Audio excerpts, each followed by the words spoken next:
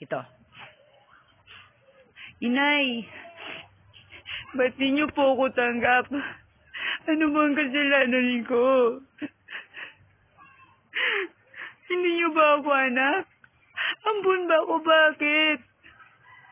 Oo, hindi ka namin anak. Pinulot ka lang namin sa basuran.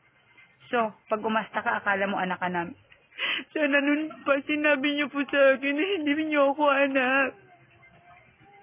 Huwag ka nang umarte na akala mo'y anak ka namin. Hanapin mo yung totoong magulang mo. Hindi ko po sila kilala. Paano ko masasabi na hanapin ko? Hanapin mo dun sa basurahan kasi dun ka namin napulot. Hindi ko po alam. O, di ba? O, bagay ba? Bagay ba maging baliw? Maging baliw sa'yo? Parang akong tanga dito.